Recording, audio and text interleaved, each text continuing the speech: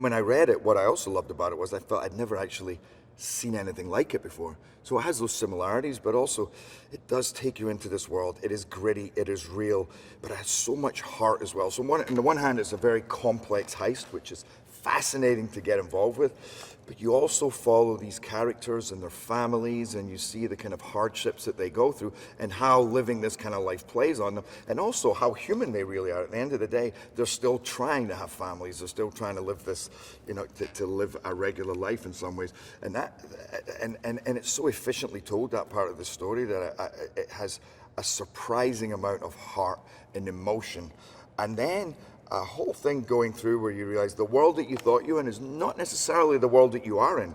Twists and turns in a way that I've never seen a script like that, with so many surprises.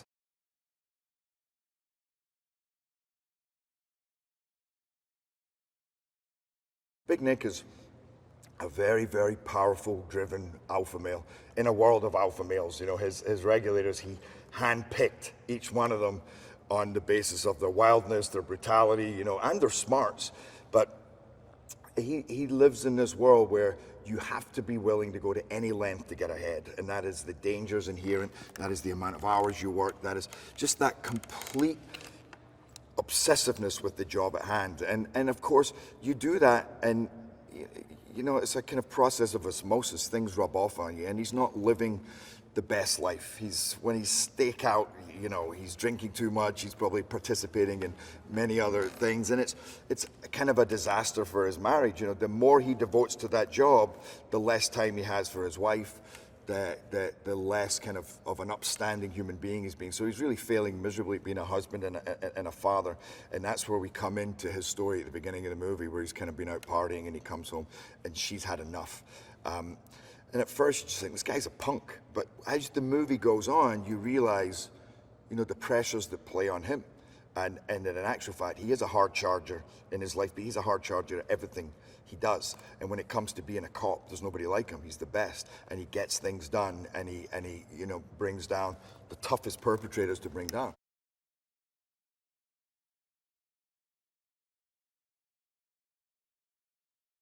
The Outlaws are all ex-military, which is something that we start to piece together. A lot of these guys, they grew up together. They've been friends for 20, 30 years, and they served together.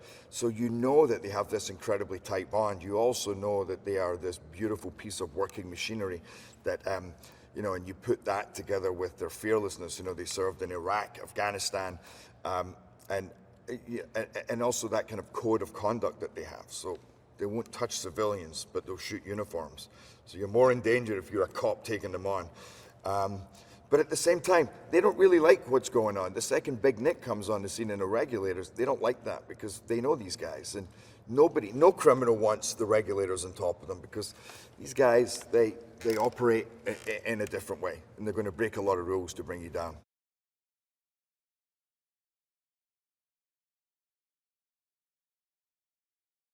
He's like a master. Like, he's been doing it his whole life. And in the little bits that he needed, help with, you help him.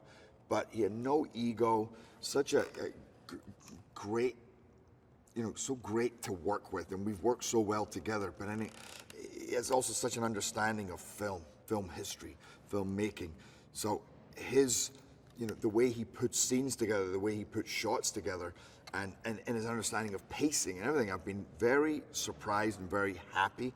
But also his manner on set and allowing you to experiment, to have fun, to go for it, and being incredibly encouraging and passionate and just sensitive to your needs. That's something you don't often get with a first-time director. And that's another thing that Christian brings, both as a writer and as a director, is he's a strong, masculine guy. He's all about his martial arts. Most of his buddies are some of the toughest guys you've ever met. But he's also incredibly soulful and one of the most sensitive individuals I've ever met.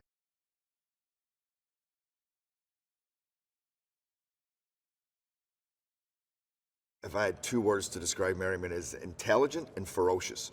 And yet a lot of that ferocity is just balled up, and it's hidden inside. I love his quietness and his study.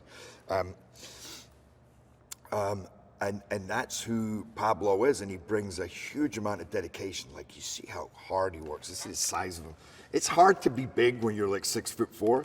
I mean, I'm 6'2". It's hard enough for me to get big, but I know it's even harder for him to get big. And he's like a monster. And the training that he's put in, you know, with the guns and with Paul Maurice, our kind of technical advisor, he's worked so hard and he looks so proficient, and he's just that kind of all-rounded badass that is Ray Merrimen, you know. So it's been, and a very, very, very talented actor, and just brings it 1,000%, which is what we needed for that role.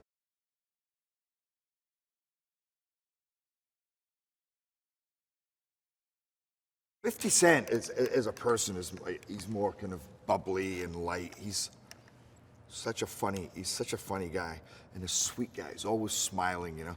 With Enson, he takes the weight that he has and the gravitas, and he lets that shine, just pulls it all in and focuses. And when he speaks, it's crazy. Like in the read-through, barely raised his voice, but you didn't listen to anybody in the room more than you listened to him. And when he said something, it meant something, and that's who he is. He's just powerful, quiet, considered.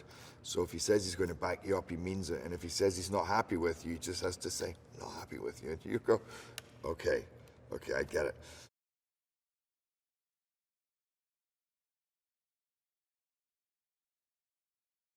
O'Shea, to me, is the find of this movie. I got to tell you, that kid is amazing. His mind is just extraordinary.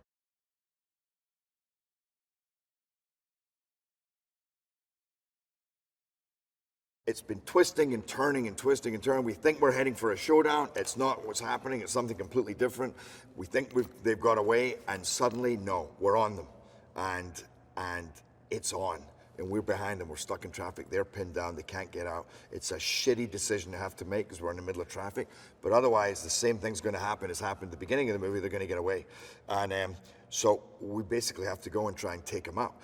But earlier on that day, we were all aware that this was war. We were going to war. You know, we're all sitting up, and it's that two tribes go to war, and that moment has arrived.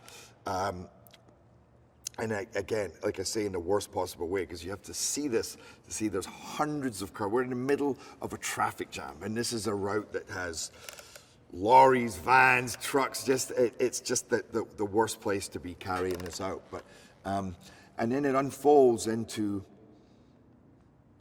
what I think is going to be one of the most tremendous action scenes. And again, tremendous one, because we get big action scenes in movies now, but because this movie so specifically has these characters that you've grown and know and feel and love and hate, but understand, and again, become emotionally involved with, it has a whole different meaning. That's what takes it away from just an action movie, because you are living every moment with these characters, and because it is not, we made sure to stay away from stunty action, but to base it in reality. Who are the cops? How do we fire? How do we approach? What do they do? Hey, so I hope you liked the video. Now stay with me as I have an interesting behind the scenes movie fact from Fight Club. The movie was filmed in chronological order, and throughout the filming, Edward Norton put himself on a near starvation diet and avoided the sun, while Brad Pitt spent a lot of time at the gym and in tanning salons. The end result is that we see Tyler Durden getting stronger and healthier while the narrator withers away. Now, if you haven't already done it, subscribe and click the notification bell to receive the latest trailers and other cool videos the moment they are online. See you next time. Bye.